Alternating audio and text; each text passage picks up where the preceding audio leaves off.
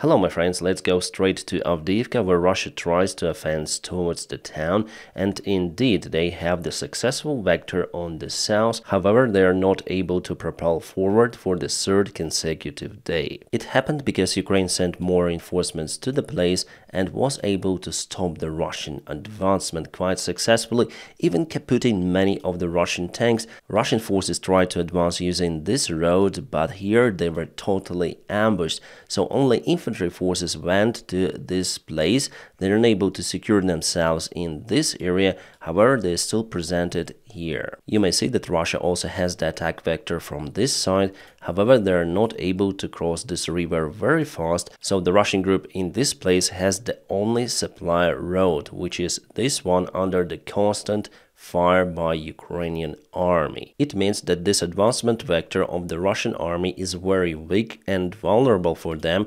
Ukraine is still able to perform some sort of the counterattacks to cut the part of the Russian forces from their supplies. It is a best scenario possible, but why not? It happened already a lot of times during this war. Yes, Russia gained some of the ground with their recent attack, but they also created many problems for them personally, and they also unable to expand this vector northbound because it will create the vulnerability for their army.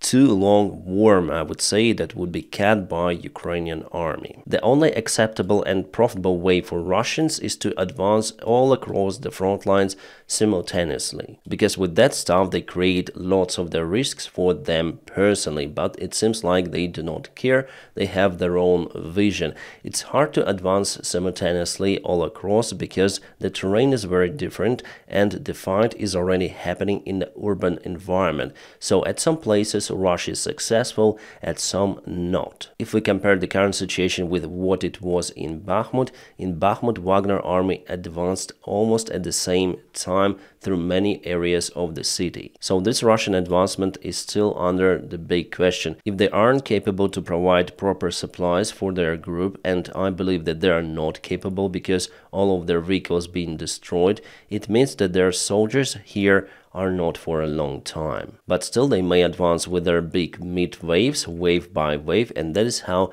they may push forward, but it also creates risks for them, so without crossing this river, the advancement of the Russian army towards the central part of Avdiivka isn't possible. About the Russian attack attempt from Kamyka village, this attack stalled for them. We also have the confirmation about it. But today Russia tried to move towards Stepova. They even took some part of the street. Actually, the fight is happening there just right now. Ukraine has the active defense in the place, including tanks, Bradleys, which are usually used in this sector. Exactly here, Bradley hit the T-90 tank. So this Russian advancement basically means nothing. There is actual fight happening. The last months Russia advanced over here. The fights were happening already behind Stepova. It didn't mean that they captured the village because it's all the gray area. And just 3 days ago Ukrainian Bradley was spotted over here. So those borders, lines, front lines are not fixed. They're constantly boiling. Russia takes positions, Ukraine takes positions. We are unable to see the actual live picture of the front line change, but what helps us to judge the situation are the drone images from the place. So in general, Avdiivka is still very stable and it is under Ukrainian control. Russia is still unable to get to the central parts of the city. They are fighting at the outskirts with a very limited forces. But at some point they might break the situation in their favor because Ukraine in general is in lack of resources. Russia has many more military tools to perform their missions. So as our General Commander Zaluzhny says, Russia might conquer Avdiivka, taking it under their control in a couple of months. At the same time, Ukraine would do everything for it not to happen. Now Ukraine tries to cut the roads for the Russian advancing army. So today our miners bomb the road which goes to Avdiivka. Well, I'm not sure, but it could be the road which Russia uses for their recent advancement to Avdiivka city. And here are the minefields, so by moving their forces through the fields, Russia creates lots of the risks for their units. At some points of the front lines, Ukraine even went on a counterattack using the T-64 Soviet-made tanks. And later on, Ukrainian artillery joined the event. A Bradley vehicle that demolished the Russian T-90M Prorif tank got under the artillery fire. The artillery shell exploded nearby, causing lots of the shrapnel damages to the vehicle. However, the armor of the vehicle wasn't penetrated and crew is okay. It shows how robust the Bradley vehicles are. At the same time, Bradleys have the weak spots. They are not performing well during the very cold temperatures. I think it applies to every kind of the military equipment nowadays, because the temperatures in Ukraine during the winter period might drop to -20 degrees centigrade or sometimes even lower. That is why we have some of the reports from the Ukrainian crews that even though Bradleys are very powerful, they're very safe to the crew members, but they are not performing well in the harsh Ukrainian winter conditions. I believe that it's the first time that those Bradleys are used in actual winter, in a real full-scale war conditions. Today, Russia again launched their massive rocket attack on Ukrainian territory, hitting the Kyiv city and the Kharkiv city, plus some of the cities in Dnipropetrovsk Oblast like Pavlograd. Even though the air defense worked well, but some of the civilian infrastructure, including residential buildings, were damaged. Many civilians were wounded and some even lost their lives. At the same time, right after the shelling of Ukrainian cities, including Kyiv, the Slovak Prime Minister Fico, can I say that? Well, anyways, he says that Kyiv is a safe place for civilians. What a bastard. Clearly, this Fico is following the Russian propaganda. Also, our friend, the Hungarian foreign minister, complained that he got many threats from Ukrainian people. Ukrainians say, God forgives, but Ukrainians don't. Well, I think it's quite obvious with that policy from Hungary. A Belarus officer was caputed near to Krinky, the southern part of Ukraine, Kherson Oblast. Why we are sure that he is the Belarus officer? Because he got the military documents and the passport of Belarus. The double citizenship is not approved in Belarus, so for sure he wasn't servant of the Russian army. Nevertheless, he was fighting in the Russian army. Maybe Belarus wants their officers to obtain the actual military experience fighting against Ukraine on the Russian side. Well, for sure, this particular guy has already obtained his experience underground. There was a new Ramstein conference today. Lloyd Austin was presented online, and all of this conference actually went online. Our allies promised to deliver some of the state-of-art air defense missiles to Ukraine to protect our skies. Well, good news. The White House administration says that Ukrainian air defense is now in a critical state because it's unable to obtain the new weaponry from the United States, so the new missiles for the Patriot systems. That's why Ukrainians now have to choose what targets to shut down. Well, hopefully, finally, Ukraine will obtain the military support from the United States, at least for the air defense. Good news for Sweden. Finally, Turkish parliament agreed the membership of that country in the NATO club. So before, Erdogan blackmailed Sweden, saying that they will never agree with this country joining the NATO club because of the political reasons, let's say. But you know, politicians, they always lie elsewhere, including Turkey. Now they do agree. The only country now we have the question about is, as usual, Hungary. Today, Orban asked the Swedish Prime Minister to go to Hungary for discussion of the NATO membership, but Swedish Prime Minister said that he doesn't see any kind of necessity to go to Hungary. So Orban, get lost. Good news from Germany, they will send to Ukraine 6 of those kind of the helicopters. This is the Sea King Mk-41 transport helicopter. Before we got the same ones from the United Kingdom, and now Germany also joins this deal. And more good news, NATO will spend around 1.1 billion euros to buy artillery shells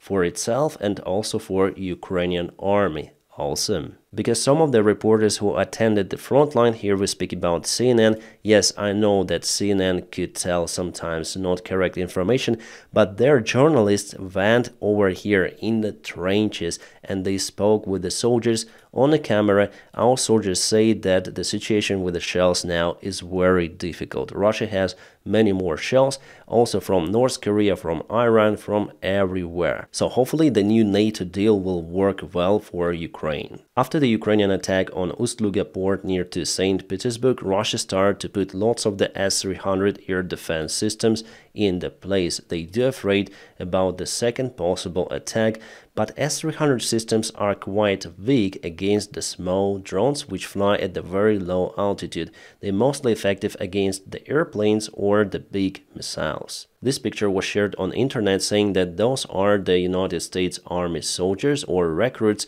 who learn how to fly the FPV. Not sure if it is legit. Soldiers are very young, so maybe they're in some sort of the academy trying to learn how to operate the drones in their future military career. But for sure it is the FPV remote which is connected to the laptop, and probably there is the simulator program. This video with the Russian T-72 shows why the grills are not that effective compared to the FPV drones. So FPV drone was flying just to the side of the tank, reaching the turret right between the grill and the turret itself, causing the big kaboom and the tank evaporation. Putin is making fun of his own national minorities who live in Russia. There was a meeting with so-called electorate of the Russian president, and this guy from Tundra, from the northeast, far northeast of the Russian Federation, who has absolutely no teeth, said kind of the strange, cringy joke. Такая история у нас в тундре.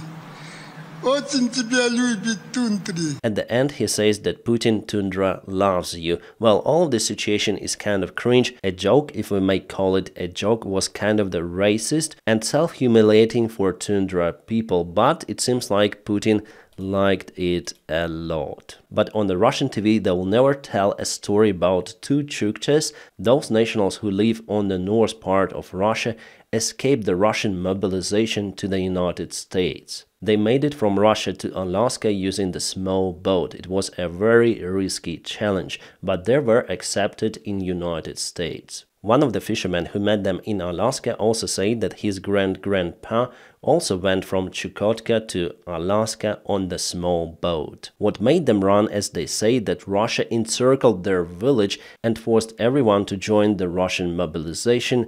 They start to run away from the village and found themselves in the United States. Kind of the same humiliation of locals is now happening in Bashkortostan, where Russia now tries to find every protester who went on a meeting against the jailing of their national activist. There is one, let's say, probably opposition Russian candidate, Boris Nadezhdin, who runs for the presidential elections in 2024 in the Russian Federation, but he needs to collect the signatures and he do not have the resource to do it. That's why many Russians voluntarily go and put their signatures for this candidate. Why? Because he said that he wants to get rid of the Russian regime. He says that Putin should not be in power. He says that the war in Ukraine should be finished and Russia should follow the Western democracy vector of development. But for me, the strange thing is why he is not in jail. I think that he could be a so-called opposition candidate to release some of the steam, the tension in the Russian society, because many of the Russians really go and put their signatures. There are big queues for it. I do not believe that it is possible to change the Russian regime in the democratic way. No, Russia requires a new revolution or disintegration, formatization, defragmentation, whatever. And if this guy really allowed to tell what he tells, it's very strange. And here's just for fun, Donald Trump describes the operation of the Israeli Iron Dome air defense system. Let's watch.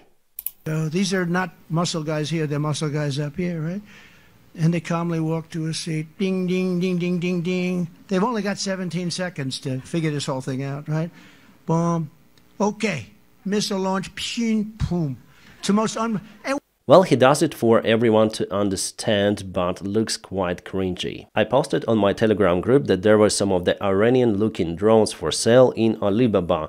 Actually, those are Chinese-made drones, which are capable to carry 50 kilograms of the payload. Indeed, they were for sale for $57,000. And you know what? Someone actually bought many units for Ukraine. After it, Alibaba removed this lot from the sales, but still they promised to deliver the ordered units. So why they removed this lot? Because Alibaba is the Chinese website. They do not want to sell those kind of the drones to Ukraine. As you can see, this flying wing scheme appears to be very effective. Unfortunately, I do not see that Ukraine develops those kind of the drones which are identical to Shahed 136, but China produces them. They call them XHZ-50. My friends, and now don't forget to press your huge like to this video.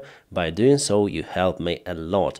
And if you want to support my job, you may check out some of the links in the video description just below. Special thanks for my supporters on Patreon and also the sponsors of my YouTube channel. Guys, thank you for your awesome support. My friends, I wish you all a peaceful sky wherever you are and have a great time.